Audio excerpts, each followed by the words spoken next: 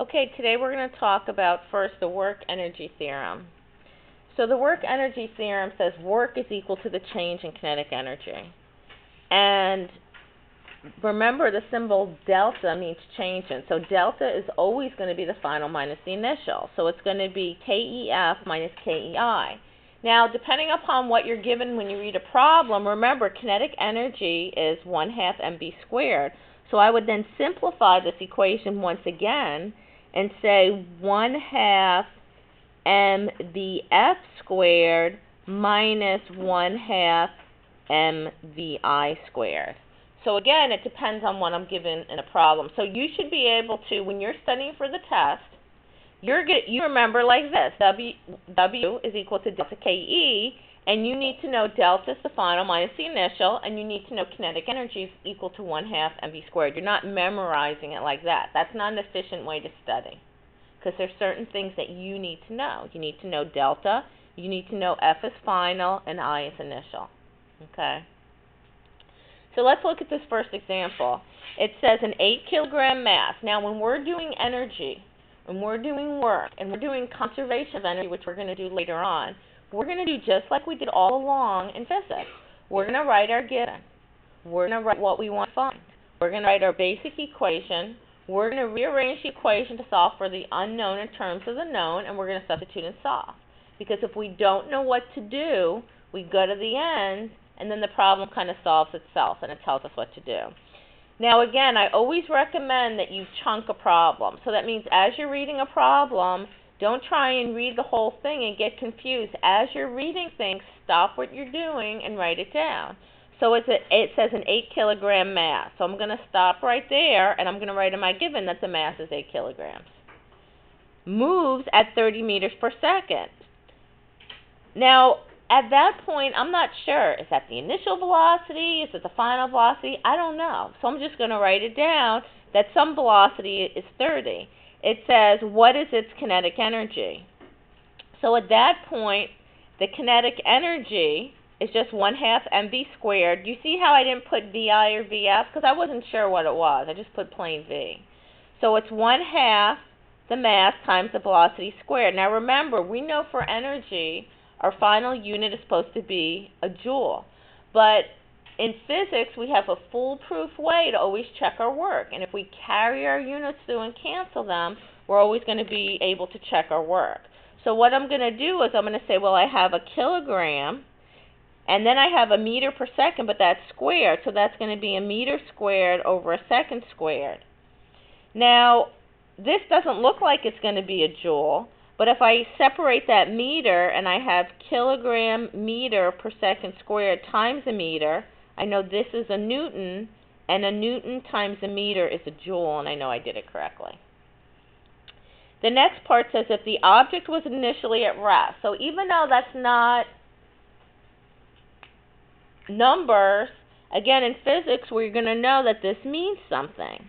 So that means that the initial velocity is 0. So if it was initially at rest, that means the final velocity was 30, that first number. How much work was done? So this is what I want to find. I want to find W on the object to give it this kinetic energy. So first I'm going to write my equation. Work is equal to the change in kinetic energy. And I know the kinetic energy is going to be the final minus the initial. Now in part A, I already found the final kinetic energy. And then the initial kinetic energy, maybe I'm not sure, but it's 1/2 mvi squared, but because the initial velocity is 0, the whole term is 0. And that's it. And this is just a basic problem, so don't make this more difficult than it is. But you do need to know, there's things in this class you can't forget. What are those things? You need to know mass, you need to know velocity, you need to know delta, you need to know final and initial. Are those things ever going to change this year? No.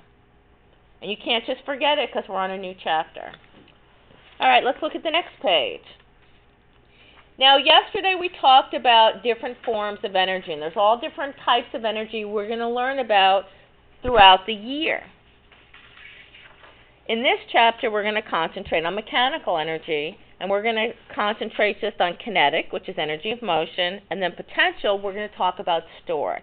But to help you understand it a little bit better, we're going to look at different kinds of potential energy and different types of kinetic energy. So potential energy is stored energy. So some examples are atomic. So there are radioactive materials that lie deep within the Earth.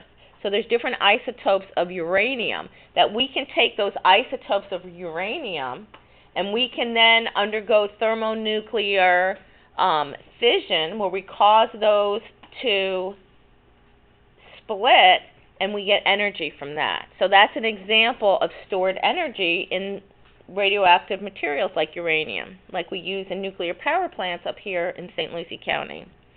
Then we have chemical stored energy like in batteries. So when we did that lab in the beginning of the year and we had those little toy cars, there was stored energy in those batteries that then was transformed into kinetic energy, and we're going to learn tomorrow about energy transformations. But that energy stored in batteries is potential energy. Now, gravitational potential energy, that's what we're going to talk about in this chapter, and that exists for any two masses in the universe. So for this chapter, we're going to talk about energy of position as far as potential energy, and that's what we're going to do today. Kinds of kinetic energy, we have heat that comes from the sun, and we'll also be talking about all the different energy transformations because we feel heat from the sun, but what happens in the sun is we have a process of thermonuclear fusion where 4 hydrogen atoms are fused together, and those 4 hydrogen atoms, once they fuse together, they have greater mass than a helium atom, and that extra matter is converted into energy, so that's thermonuclear fusion. Well, then that energy goes through several transformations because we then get heat from the sun, and then the heat from the sun then goes through so many other processes. We have mechanical energy in machines, so making things move. And then we have also sound as a form of energy in the source of vibrations.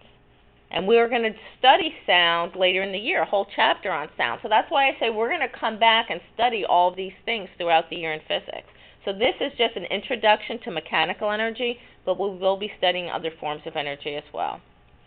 So today we're going to talk about potential energy, and we're going to be specifically talking about gravitational potential energy, which is energy of position. But all energy is still measured in joules. The symbol we're going to use is PE. The examples are the converse of what we talked about yesterday. So now the examples of stored energy is the coiled spring, the stick of dynamite before it exploded, the fully charged battery before it made the toy car move, the water behind the dam before it's released to then be transformed into something else, and a rock sitting on a cliff actually has potential energy, and this is the one that we're going to talk about. So gravitational potential energy is the potential energy an object has due to its position above the Earth's surface.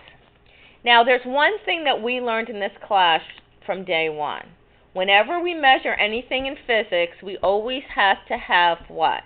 A frame of reference. Where are we measuring it from? What's our frame of reference? Well, for gravitational potential energy, we're going to call our frame of reference base level. And what is that in layman's terms? The ground. So that's going to be our frame of reference, is going to be the ground. So this is a position where the potential energy is chosen to be 0. Okay, like when we look at a graph and we say the origin is 0, 0, for gravitational potential energy, we're going to say that the ground is going to be our 0. So work is equal to the change in energy. So the equation for potential energy is mass times gravity times height, mgh. If we look at the units, this is measured in kilograms. Gravity is meters per second squared, and height is meters. So kilogram meter per second squared, that's a newton, and a newton times a meter is a joule. Is that a unit of energy? Yes, it is. So what we're going to do is we're going to choose, again, the ground to be 0. So as an object goes up, its potential energy is going to increase. So you see how this could be a multiple choice question on our test? As you go up from the ground, what happens to your potential energy? So we'll be doing scenarios. Again, this is only our second day on this chapter. So let's look at an example. So the example says,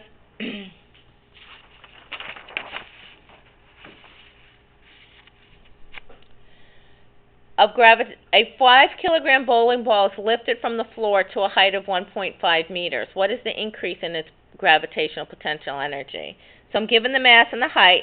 Do I need to know little g all year long is 9.8 meters per second squared? Yes.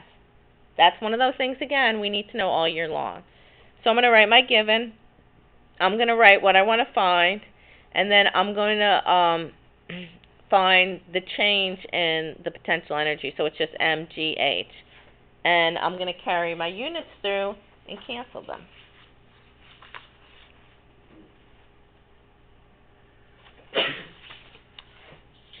Now there's other types of potential energy that we're going to talk about. So we're going to be introduced. Your book is a little strange as far as it introduces stuff in this chapter, but then it revisits it and really goes into depth in a later chapter. So we're just going to do what we need to do for the homework. So what's happening is there's potential energy stored in a spring. Have you ever seen one of those little toys and you let on like a little suction cup and you put it down and then it springs up? Or like a jack-in-the-box where you turn it and then all of a sudden it pops up. So there can be, or they have those little pop-up guns that have almost have they're not ping pong balls, but something like it where like you pull it back and you put a little ball in and then you release it and it goes because there's a little spring in it. So you can have potential energy that's stored in a spring. So we can learn about potential energy stored in a spring, and here's the equation. Potential energy is 1/2 kx squared. I believe for tonight's homework, we just need to know that the potential energy stored in a spring is 1/2 kx squared. The problem with your book is it just tells you this, but it doesn't tell you about what is K. What does that mean? What's this K thing? Well, every spring has a different, what's called a spring constant. And the spring constant basically is the stiffness of a spring. And I'll pass around some different springs so you can see what I'm talking about and actually feel and touch the springs. What happens is some springs are stiffer than others. So that K is the spring constant. So Hooke's law is something that helps us determine what's the spring constant for a particular spring. So if I was to apply a force to a spring, and I apply that same force to different springs, they're not all going to stretch the same amount, and then I could calculate what that K spring constant is of that spring. Okay, so that's what that's all about. So it's just the stiffness of the spring. So once I know the spring constant K, I can figure out the spring constant. Once I know how much it stretches, the elongation, I can figure it out. So what happened in your homework tonight is they give you two equations with this, but they don't really explain this. And I think it's better for you to at least know where does this K come from before you just plug numbers in an equation. But we will revisit this later in the year and we'll totally learn and understand that. Okay.